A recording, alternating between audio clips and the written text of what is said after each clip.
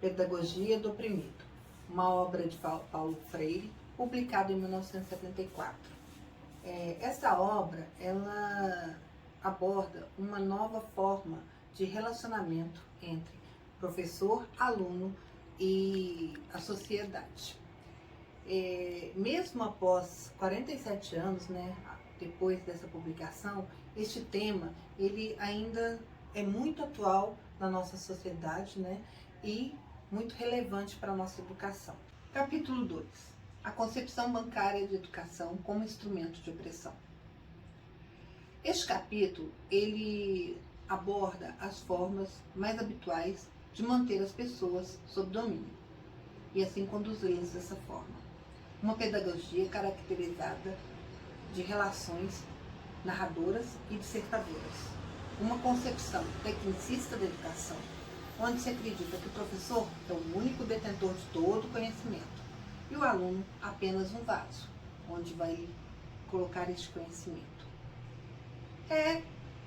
Ele fica limitado, ele fica limitado ao que lhe é imposto.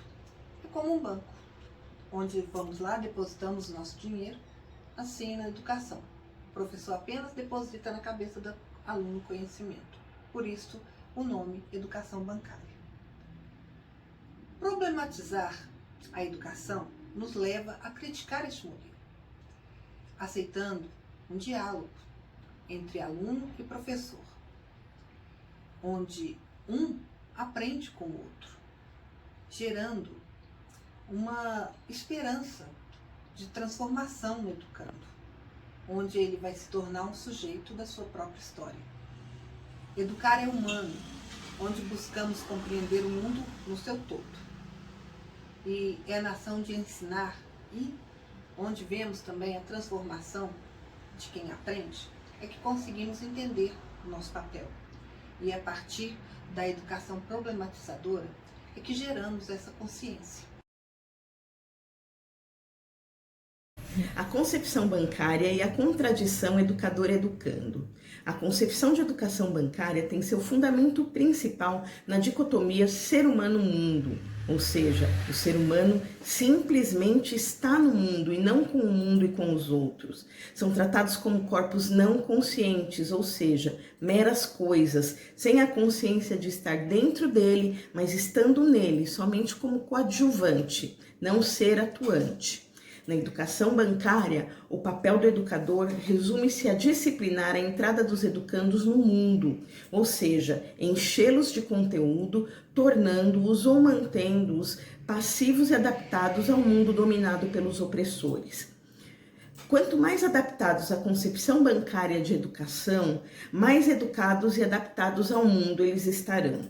O objetivo de dificultar o pensar autêntico é alcançado dessa forma, de tal maneira que o educador coloca-se como mero transmissor de conteúdo, quer seja na sua forma de avaliar, na sua forma de controle de leitura ou na indicação bibliográfica. O educador bancário, impondo sua presença, não percebe ou não quer perceber que a comunicação faz parte e dá sentido à vida humana. Deve haver uma reciprocidade no pensar autêntico de educador-educando, onde o educador é mediador da maneira de pensar, evitando assim a sobreposição de um indivíduo a outro. Essa superposição de uns aos outros nada mais é do que uma forma de dominação.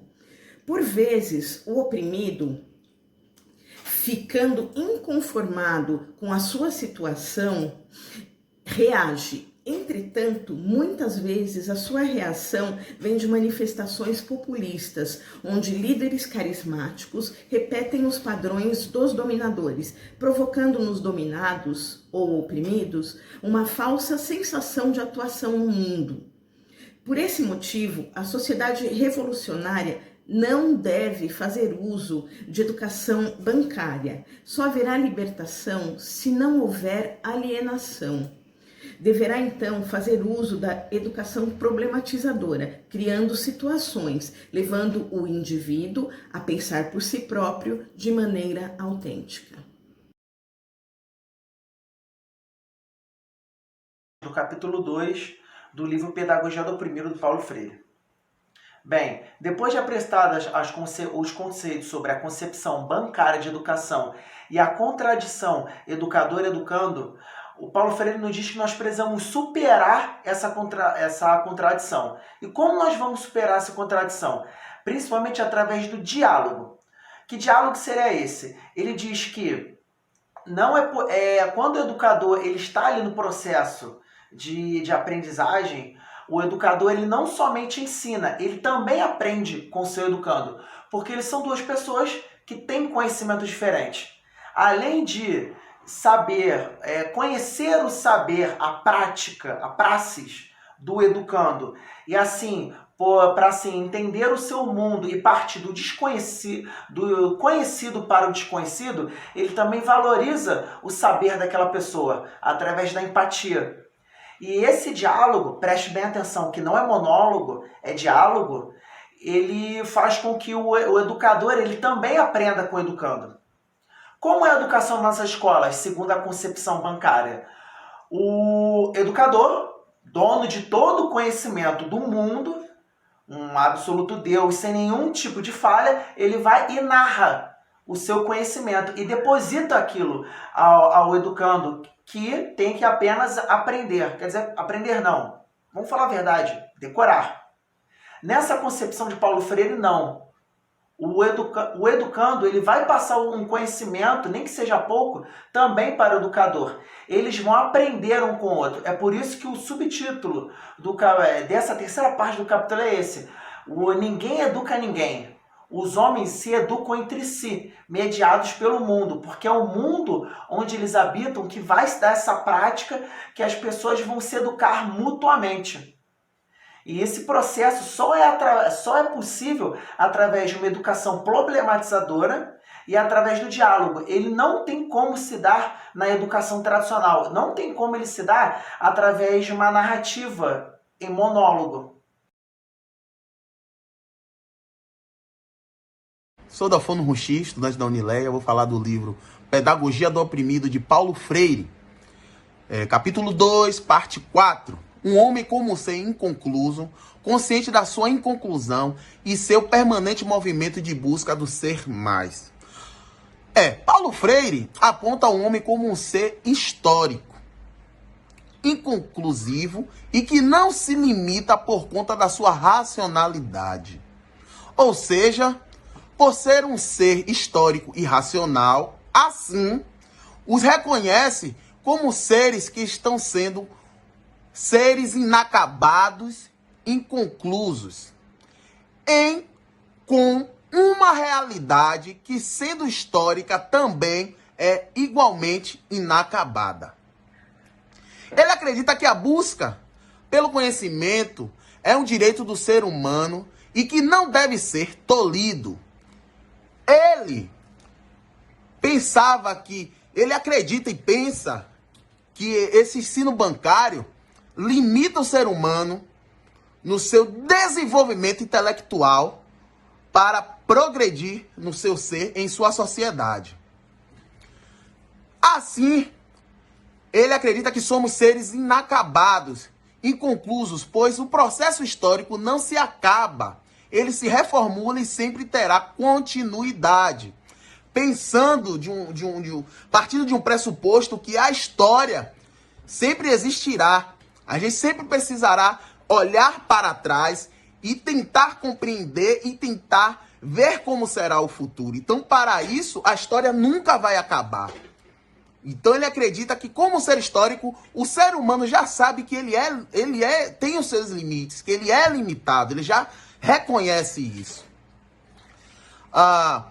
E com isso entendemos que a educação deve ser por toda a vida, pois a educação se refaz constantemente na praxe, né? Entendendo que nasceremos e morreremos estudando o tempo todo e praticando.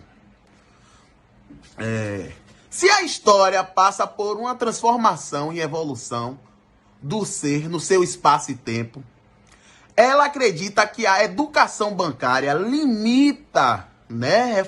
Ele reforça sempre a limitação que a educação bancária traz para o indivíduo na sua existência, né? O processo revolucionário e libertador do sujeito é tolhido a todo tempo, pois problematizar reforça a mudança. É necessário que a gente problematize, é necessário que a gente se questione para que a mudança aconteça. Ele não acredita em algumas questões como as pessoas se conformarem com a pobreza, as pessoas se conformarem com a falta de educação, as pessoas se conformarem com limitações. Deixando nítido que o questionamento e a inquietação abriram portas e construções do saber e a não alienação. Porque quando a gente se desenvolve, quando a gente se abre para outros horizontes, a alienação perde espaço e a limitação deixa de ser nossa base, né? É necessário, inclusive, que a situação em que estamos não lhes apareça como algo fatal e intransponível, mas como uma situação desafiadora que apenas os limita. É bem claro que essa situação fatal é dizer que, provavelmente, nessa fala dele, a educação bancária ela vai exterminar o processo de entendimento do ser, de se desacorrentar das questões que nos limitam e nos colocam parâmetros que devemos seguir, né? Deixando a gente viver um processo retilíneo, né? Isso é muito complicado. E como seres históricos, ele acredita que devemos observar o passado para compreender o presente. Portanto, devemos estar inseridos no movimento de busca com outros homens. Ele deixa bem claro que nessa situação, para ter um progresso e uma melhora nessas condições, é necessário que esteja a coletividade, a individualidade não nos ajuda a desencadear esse movimento de tirar as amarras, de tirar o nosso direito de pensar, de aprender e de escolher novos horizontes. Então é isso, pessoal. Valeu, obrigado.